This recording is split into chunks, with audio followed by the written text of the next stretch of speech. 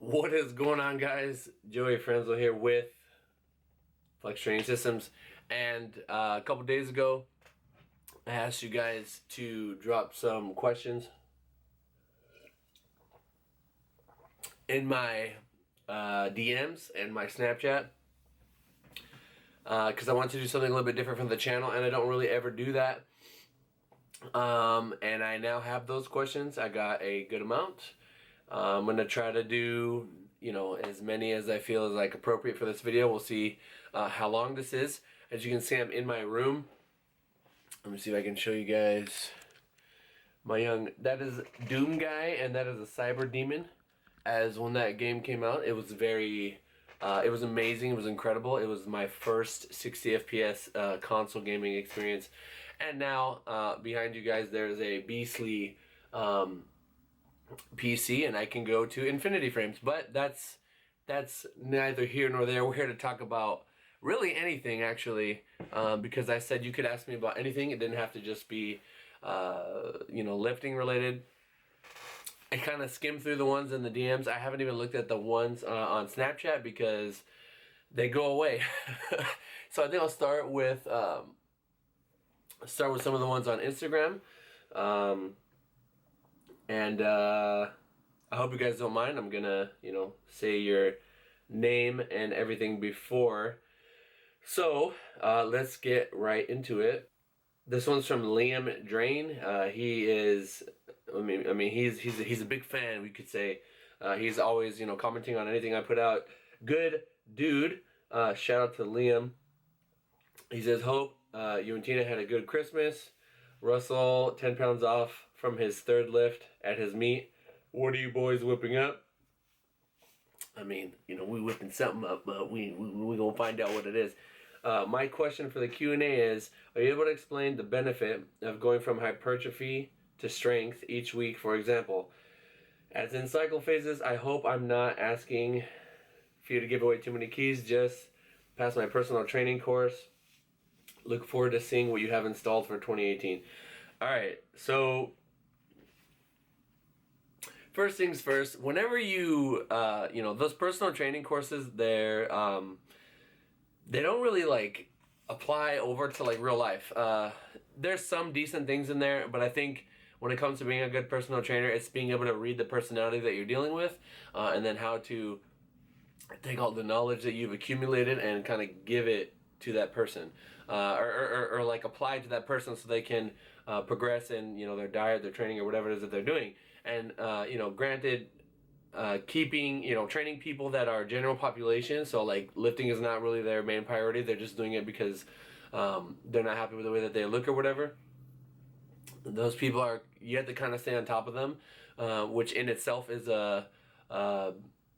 it's shady, because you shouldn't have to be on top of someone. They should want to do it themselves. By the way, I just woke up, so if I look like trash, how do we do this? Anyway, but getting to the question at hand, you guys know me. I'm gonna go on a tangent.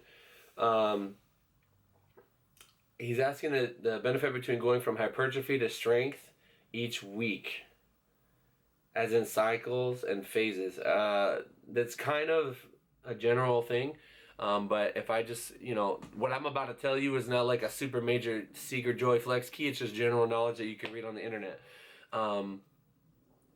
The reason why we have different phases is because you want to build up a lot of, this is kind of an old school thing. Now we have,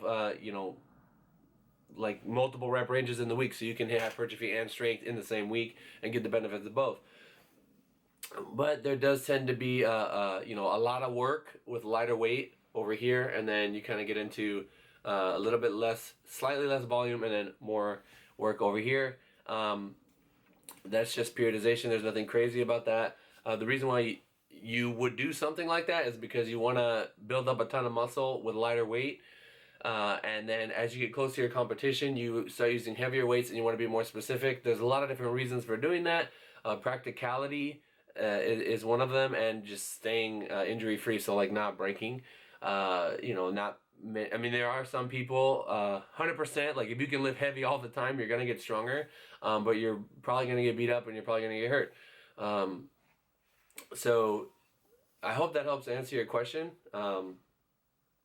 But there's nothing crazy. Like I could literally do a whole video for an hour on just that, on different strength phases. Pretty good question number one. Question number two from my man Kevin G. He's been with me for quite a while. What's going on, Kevin? For the Q&A, top 3 favorite Pokemon from the whole Pokedex thus far. Oh God, I love so many of them. Shit. Top 3. I think Tyranitar's got to be up there. I still use him today. He's on my team. I always use that dude. He's a beast. For those of you that don't know, he can summon a sandstorm when he comes out, and that gives him like automatic special defense. This is some good taupe, by the way. Yeah. Anyway, so Tyranitar number 1. There's so many of them that I like. I'm gonna say Kartana. He's a new one. He's an Ultra Beast just because once he gets momentum going, you can't stop him. Like, he's just gonna sweep the team. And then, shit, man. There's so many, dude. I'm just gonna throw one out. I'm gonna say Mega Venusaur because he's fat, he's durable, he's got his ability thick fat. He's got like no weaknesses. Maybe like 1 or 2 because of his ability, and he can heal. He can poison people. He can damage people. He's just like you win games because he's just there. Like, people like they just don't have an answer and they just lose because he's too fat. So yeah, those are my 3 that I'll throw out there. But there's literally like so many ones that I like. So thank you, Kevin, for that. Codeman09876. God, I don't want to be a dickhead. Adam Swink. I think we worked together for a little bit. Adam, how you doing? So next question: how you generally figure out the length of a training cycle? Do you find that some people need more frequent deloads? The length of a training cycle. Okay, so the way I like to see it is you're kind of in prep all the time, right? Don't take that for like literally, but like what every single training block should have in mind, like when you're kind of like, so you have the whole year, you're going to compete here, you're going to compete here, or just like me, you're going to compete here and here, right? So everything that you do is kind of geared towards those 2 competition dates. It depends, when you're competing and how durable you are. For example, I might deload. Aside from deloading for competition, I might deload on my own 5 or 6 times a year. It really just depends. A lot of my younger guys, I'm like, hey man, we've been going hard for quite a long time. Like, let's pull it back a bit. And they're like, nah, man, I'm good, coach, I'm good. Let me keep going. And they think that a deload means, no progress. When really it just means we're going to desensitize you from the work that we've been doing, so that when we bring it back in, it's more effective. And it's going to give your connective tissue a chance to kind of catch up. So like, I guess to answer your question, how do you know the length of a training cycle? Like, 2 different answers there. So it depends on when your competition is, and kind of like your life stress. Like, if you have nothing going on, all you do is focus on lifting, you could prep for 5 months, and when to deload is, I would say just listen to your body, see how things are going. It might be a good idea if you've been going for quite a long time to kind of chill out a little bit, let some things heal up. You can still train with intensity. You can still train with pushing yourself in the gym and things like that. Maybe you might take out low bar, put in a high bar day. You might take out 3 days of benching and put in 1 day benching, 1 day incline, 1 day shoulders, whatever. These are all things that like, everything has a goal and a purpose, and it's all should be like geared around like when your competition is. So that's the Joey Flex answer. Hopefully that helped you. Next question, still in the DMs. Haven't even got to the the Snapchat yet. Who wins, a 700-pound squatter or The Rock?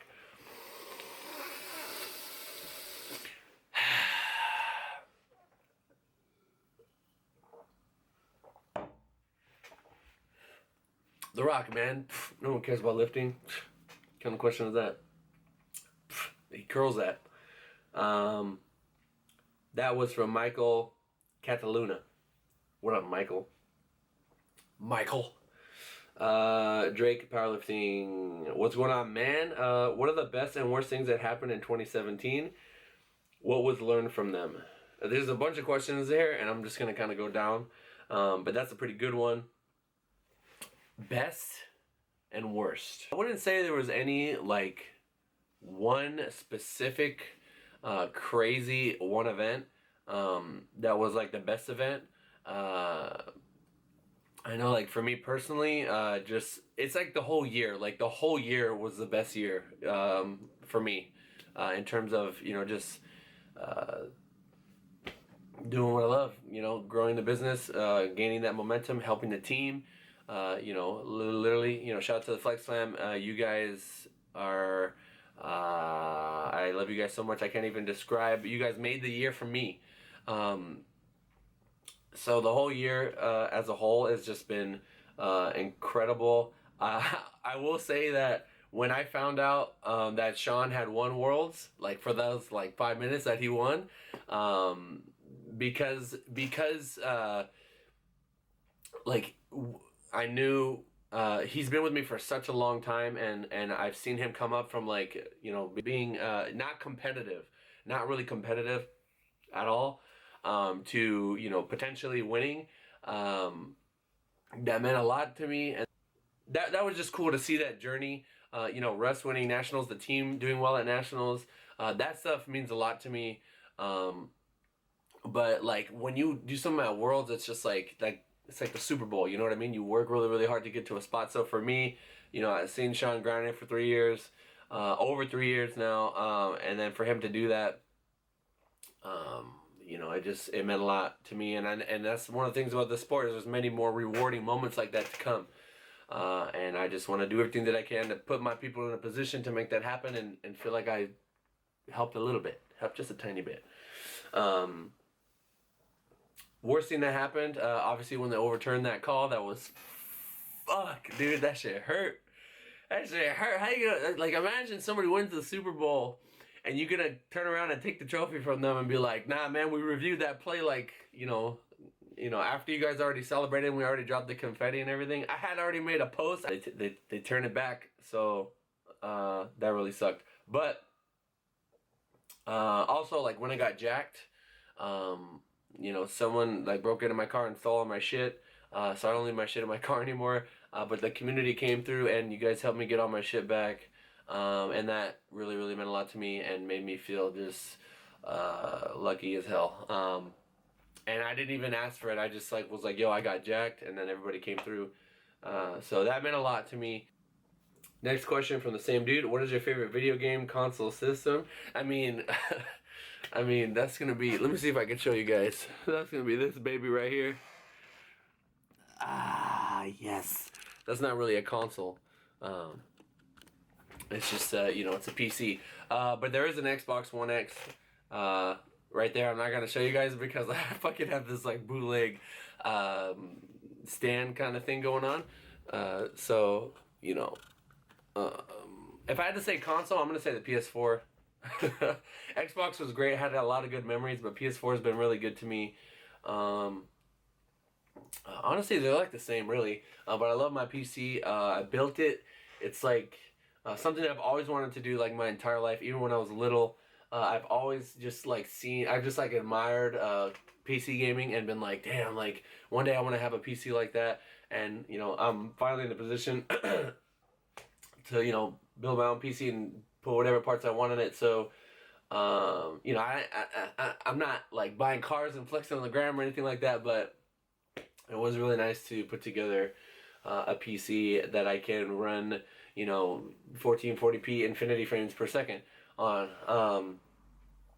But yeah, guys, so hope that's my favorite video game system. Answer, if money... Okay, so next question from the same guy.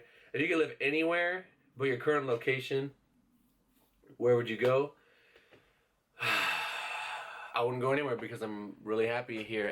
Whenever I leave Los Angeles, I'm just like, I want to come back. So I guess you could say that I'm weird and that uh, I'm really, really, really content in like my little setting, like my little atmosphere. Um, I have everything that I need here. I'm really happy here, very comfortable here, and I don't really want to leave Los Angeles because I've always grown up here, and it's just like there's culture here. There's, if I want to go to the mountains, I want to go to the beach. I want to go to the snow. I'm only a couple, I'm a drive away, not under 3 hours if I want to get to like crazy snow. But anyway, it might be a little bit more than that. If money wasn't an issue, what would you do? This is all by the same dude, by the way. If money wasn't an issue, what would you do? I think he means like if I had infinity dollars, what would I do? Um, I don't know, man. Probably just keep doing what I'm doing, just like amplify it. You know what I mean? But yeah, shout out to Drake Powerlifting for all them questions. Where we going on here? 16 minutes. All right, we got more. 93 kg worm. Who would be your top Pokemon for squat, bench, deadlift, and total? Oh shit. Top Pokemon for squat. God, there's a lot of Pokemon with beefy ass legs. I mean, if Snorlax could like, I don't even know if he could bend those little nubby legs, but that motherfucker looks like he'd be strong as fuck on the squat and the bench. He would just win all of those. But so for the squat, I'll just say Snorlax. For the bench, I'll say Machamp because he's like jacked as fuck and he has like 4 arms. Or like one of the crabs because those like the crab Pokemon because they have like big ass arms. Deadlift. It would have to be somebody with really long arms. You know what? Fuck it. Curveball. I'd say Mewtwo because he's got that psychic ability, the force, and he could fucking deadlift whatever he wants. And then total, I'm gonna say Deoxys. Defense form because he looks jacked. He just looks super fucking jacked. Okay, going down the list, my man Augie. Damn, the controversial questions, man. Ah, God, you guys like to just. It's not that controversial. Do you think Russ will outlive John one day?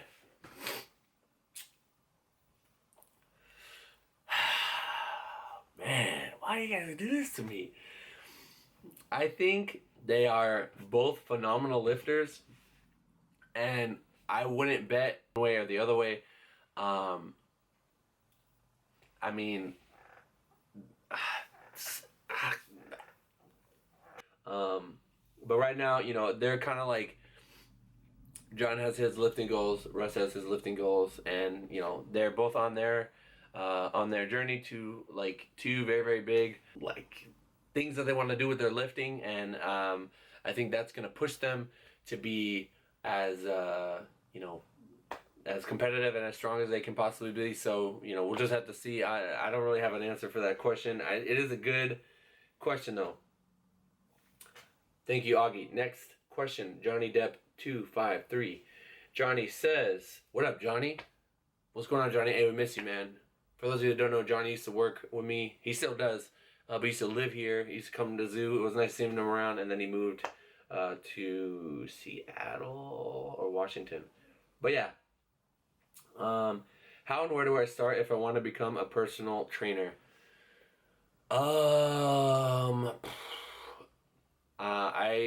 I guess, how do you start? I've always done it. Like I've just since I was 15, 16, that was when I had my first in-person client. I would say just start with someone and get as much experience as you can, both with that person, with people, and just absorbing as much knowledge as you possibly can. I'll try to give you like a little different answer, but like learn people, like learn just kind of like how people work and just get better at people skills, and that's going to help you kind of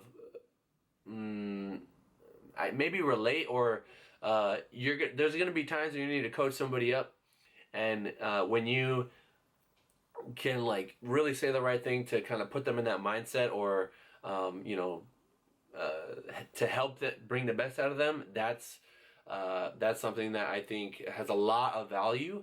Um, and it's you know, I could give you the typical like go take every test, get a formal education, get all the experience in the world, but time, don't rush yourself.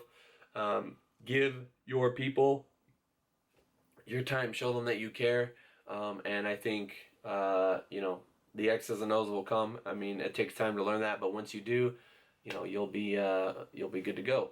So yeah, Johnny, I hope that helps.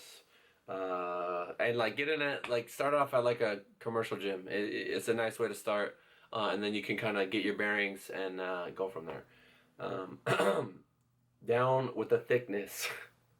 Says, what does it take to get a fat ass total at age 18? Start early and genetics. There you go. And maybe a little bit of luck.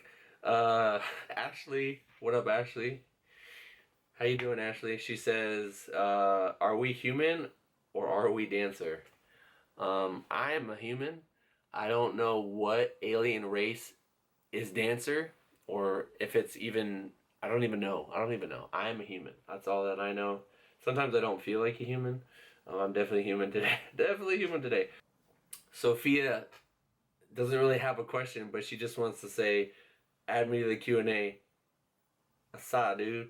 Like, I saw, dude. Like, saw, dude. Like, oh, what's up, dude? Remember that? Remember that meme? I don't know if you guys can see. Can you guys see? Nah, you guys probably can't see, but fuck it. It's all good. What up, Sophia? Anyway, shout out to Josh. Man, I don't want to fucking name up. Nugaise. I hope I didn't mess that up. Anyway, probably did. A coach got a couple of questions. I kind of asked this before, but do you think the development someone would get for throwing in bodyweight exercises and making them harder? Throwing in bodyweight exercises and making them harder if it's too easy could have a small, decent carryover to powerlifting if it's not something already being focused on. And then he also asked my favorite Pokemon. So the first one, I was gonna do a whole video on this because I had a really interesting. It wasn't interesting. It was just like it was a good conversation I had with Sean, and I was like, I could put this out there. But basically, I get what he's saying, and you're going to get most of your gains from your competition lifts, right? And if you're a beginner lifter, I think having more variety and hitting more accessories is going to help you because your body is just not developed and you need to like strengthen those areas. Me, I played sports my entire life. And to be honest, some of my best preps, the best prep of my life, which was this last Arnold, and another when I did the what does that meet? The Anaheim Fit Expo. I'm just saying that because it's two different competitions, two different federations. I only did the competition lifts. I didn't do anything else different on top of that. I did like close grip, pause bench, deadlift, squat, and that was it. That was all I did. That was like my best meets. And part of that is because, like I said, I've played sports my whole life.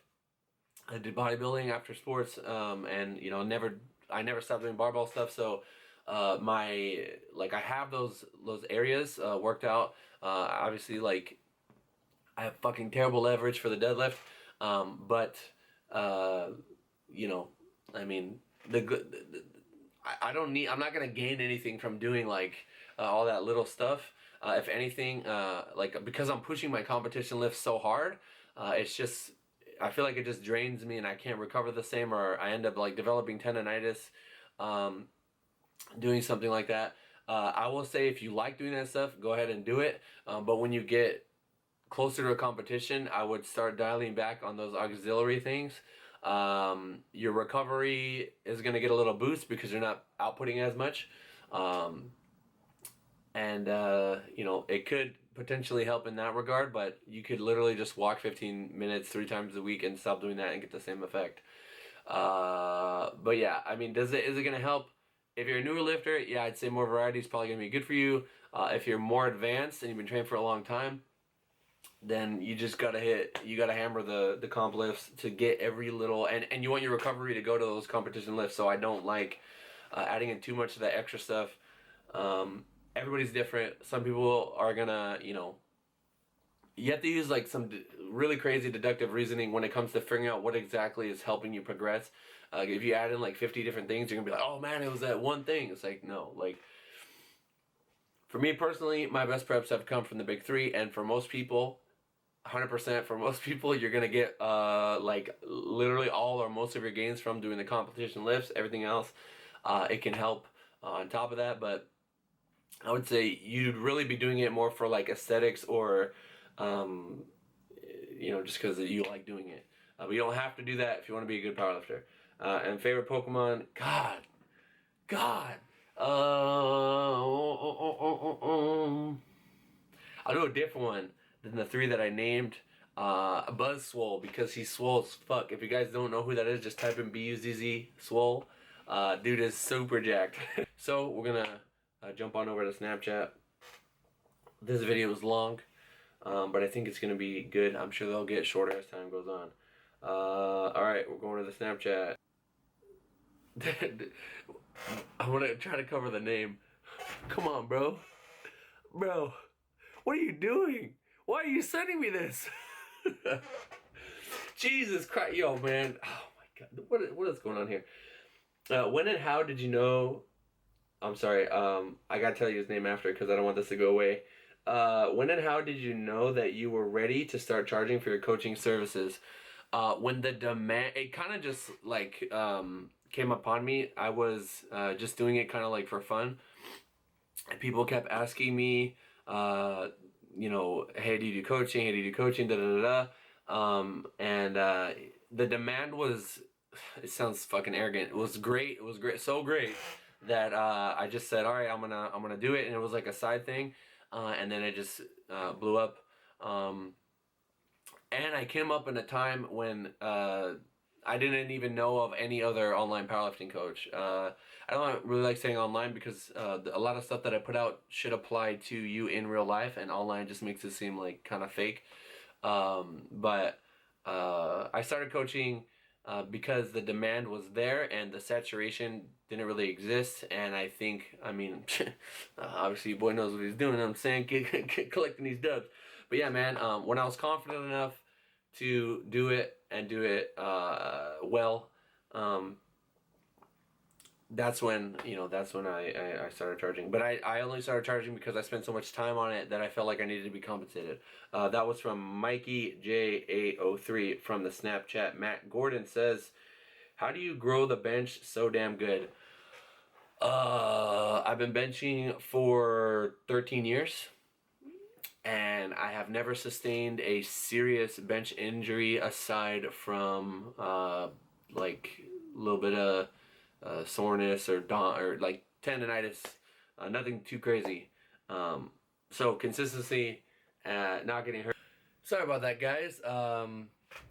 Had to hit play again. Yeah, so how do you build a bench? Stay in the pocket, don't get hurt, keep training, fix your technique. Technique is really, really important on the bench press, especially. I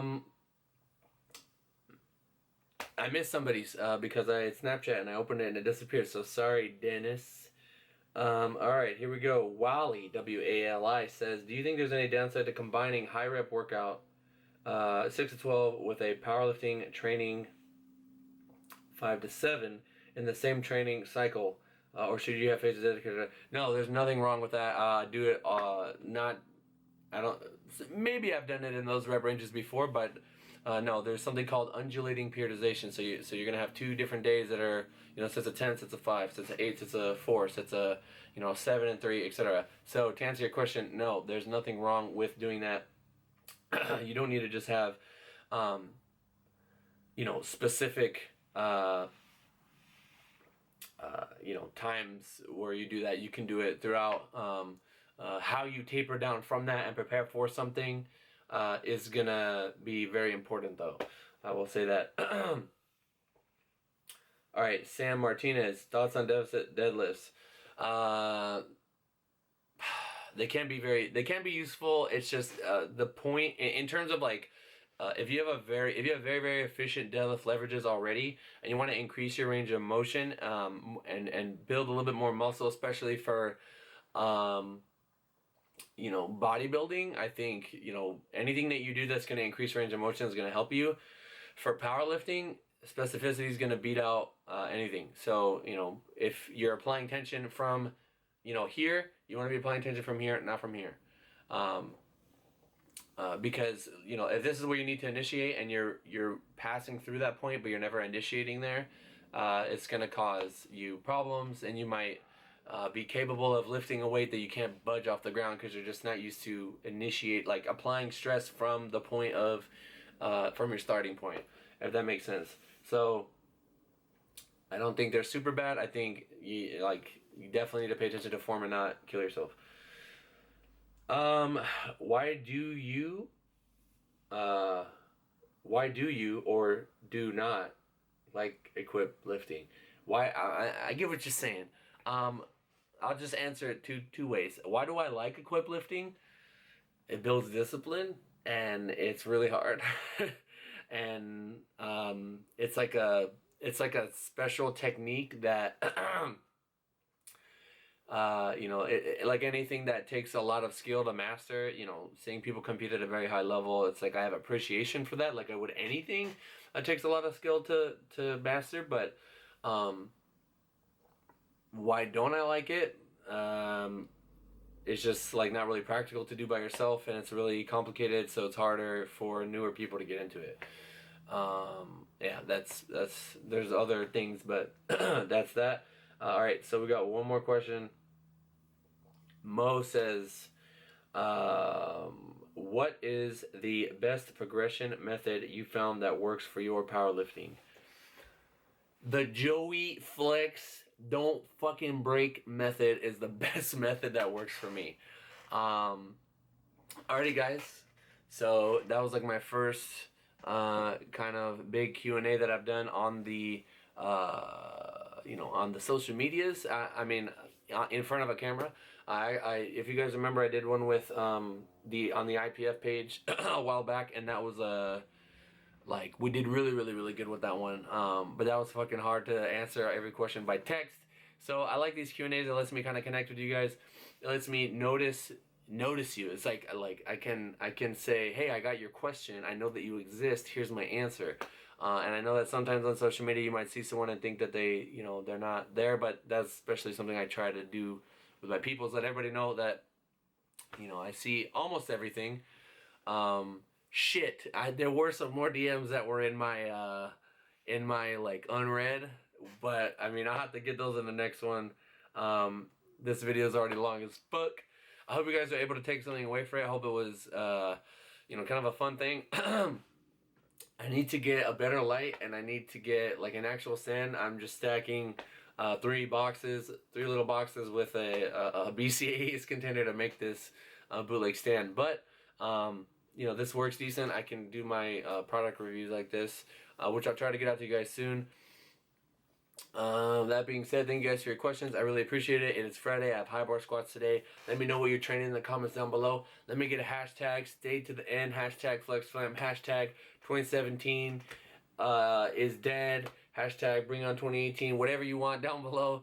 And yeah, man, we'll keep it moving. Alrighty.